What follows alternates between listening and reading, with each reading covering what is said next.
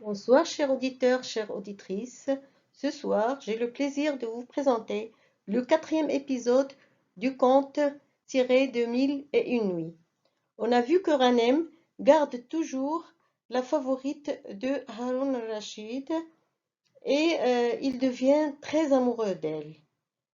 Allons voir ce qui va se passer. Comme il aperçut que la nuit approchait, il se leva pour aller chercher de la lumière.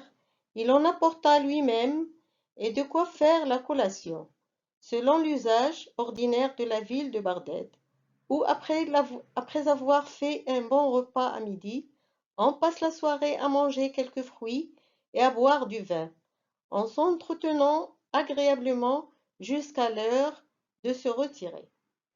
Ils se mirent tous deux à table. D'abord ils se firent des compliments sur les fruits qui se présentaient l'un à l'autre. Insensiblement, l'excellence du vin les engagea tous deux à boire, et ils n'eurent pas plutôt bu 2 ou 3 coups qu'ils se firent une loi de ne plus boire sans chanter quelques airs auparavant. Ranem chantait des vers qu'il composait sur-le-champ et qui exprimaient la force de sa passion, et Tourmente, animé par son exemple, composait et chantait aussi des chansons qui avaient du rapport à son aventure, et dans lesquelles il y avait toujours quelque chose que Ranem pouvait expliquer favorablement pour lui. À cela près, la fidélité qu'elle devait au calife y fut exactement gardée. La collation dura fort longtemps. La nuit était déjà fort avancée, qu'ils ne songeaient point encore à se séparer. Ranem, toutefois, se retira dans un autre appartement et laissa Tourmente dans celui où elle était, où les femmes esclaves qu'il avait achetées entrèrent pour la servir. Ils vécurent ensemble de cette manière pendant plusieurs jours. Le jeune marchand ne sortait que pour des affaires de la dernière importance. Encore prenait-il le temps que sa dame reposait, car il ne pouvait se résoudre à perdre un seul des moments qu'il lui était permis de passer auprès d'elle. Il n'était occupé que de sa chère tourmente, qui, de son côté, entraînée par son penchant, lui avoua qu'elle n'avait point moins d'amour pour lui qu'il n'en avait pour elle. Cependant, quelque épris qu'ils fussent l'un de l'autre, la considération du calife eut le pouvoir de les retenir dans les bornes qu'elle exigeait d'eux, ce qui rendait leur passion plus vive. Tandis que Tourmente, arrachée pour ainsi dire des mains de la mort, passait si agréablement le temps chez Hanem, Zubeyda n'était pas sans embarras au palais d'Haroun al-Rachid. Les 3 esclaves ministres de sa vengeance n'eurent pas plutôt enlevé le coffre sans savoir ce qu'il y avait dedans, ni même sans avoir la moindre curiosité de l'apprendre, comme Jean accoutumait à exécuter aveuglément ses ordres, qu'elle devint la proie d'une cruelle inquiétude. Mille importunes réflexions vinrent troubler son repos. Elle ne put goûter un moment la douceur du sommeil. Elle passa la nuit à rêver au moyen de cacher son crime. Mon époux, disait-elle, aime Tourmente plus qu'il n'a jamais aimé aucune de ses favorites. Que lui répondrai-je à son retour, lorsqu'il me demandera de ses nouvelles? Il lui vint dans l'esprit plusieurs stratagèmes, mais elle n'en était pas contente. Elle y trouvait toujours des difficultés, et elle ne savait à quoi se déterminer. Elle avait auprès d'elle une vieille dame qui l'avait élevée dès sa plus tendre enfance.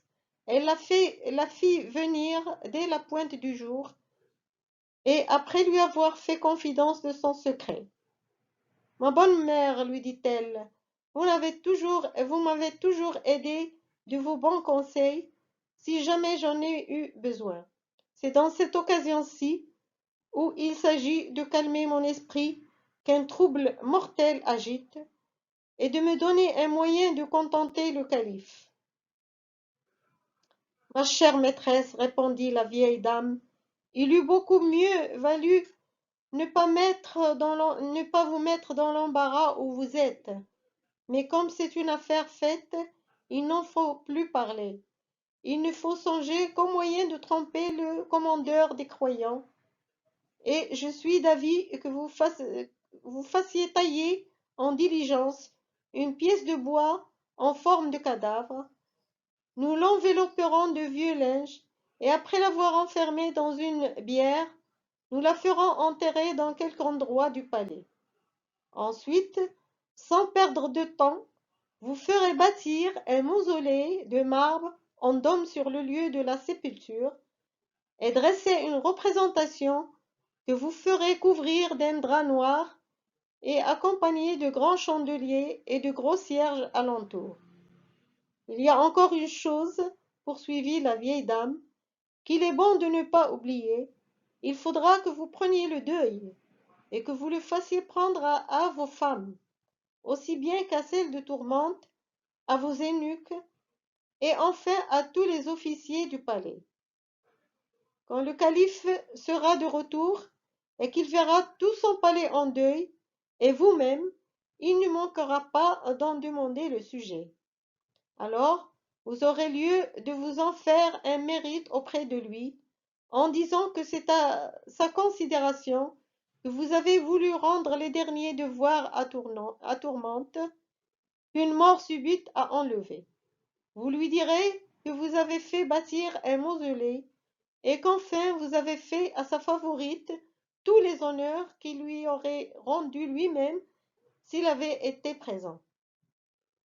Comme sa passion pour elle a été extrême, il ira sans doute répandre des larmes sur son tombeau. Peut-être aussi, ajouta la vieille, ne croit-il point qu'elle soit morte effectivement? Il pourra vous soupçonner de l'avoir chassée du palais par jalousie, et regarder tout ce deuil comme un artifice pour le tromper et l'empêcher de la faire chercher.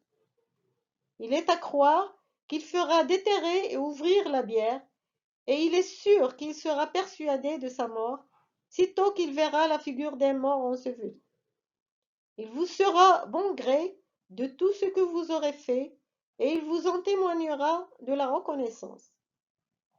Quant à la pièce de bois, je me charge de la faire tailler moi-même par un charpentier de la ville, qui ne saura pas l'usage qu'on en veut faire. Pour vous, madame, ordonnez à cette femme de Tourmente, qui lui présenta hier la limonade, d'annoncer à ses compagnes qu'elle vient de trouver leur maîtresse morte dans son lit, et afin qu'elle ne songe qu'à la pleurer sans vouloir entrer dans sa chambre, qu'elle ajoute qu'elle vous en a donné avis, et que vous avez déjà donné ordre à Masrour de la faire ensevelir et enterrer. Dès que la vieille dame eut achevé de parler, Zobéida tira un riche diamant de sa cassette, et le lui mettant au doigt et l'embrassant.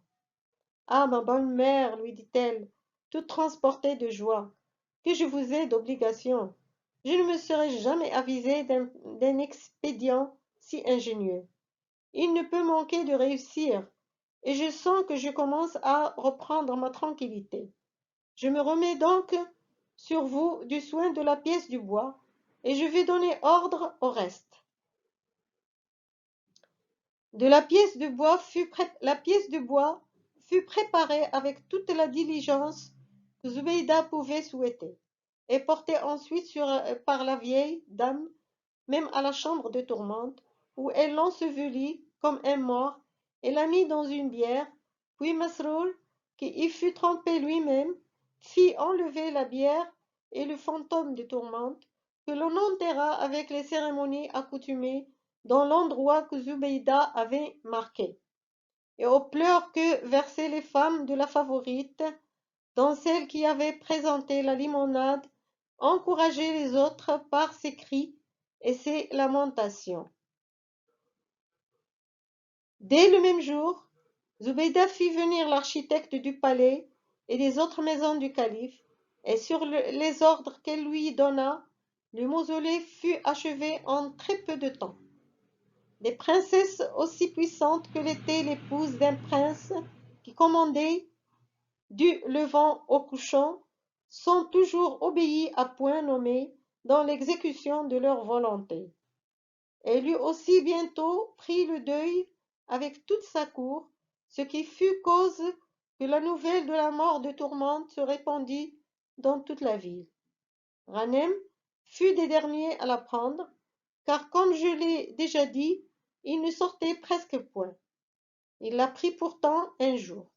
Madame, dit-il à la belle favorite du calife, on vous croit morte d'embardette, et je ne doute pas que Zobéida elle-même n'en soit bien persuadée. Je bénis le ciel d'être la cause et l'heureux témoin que vous vivez. Et plus à Dieu que, profitant de ce faux bruit, vous voulez lier votre sort au mien et venir avec moi loin d'ici régner sur mon cœur. Mais où m'emporte un transport trop doux? Je ne songe pas que vous êtes né pour faire le bonheur du plus puissant prince de la terre et que le seul Haroun Rachid est digne de vous. Quand même, vous seriez capable de me le sacrifier quand vous voudriez me suivre. Devrais-je y consentir? Non, je dois me souvenir sans cesse que ce qui appartient au maître est défendu à l'esclave. وأدرك شهرزاد الصباح فسكتت عن الكلام المباح. C'est comme ça qu'il terminait à chaque fois son récit pour le reprendre le lendemain, et c'est ainsi qu'elle assure sa survie. Bonne nuit, faites de bons rêves, et si vous avez aimé mon histoire, abonnez-vous à ma chaîne. À très bientôt.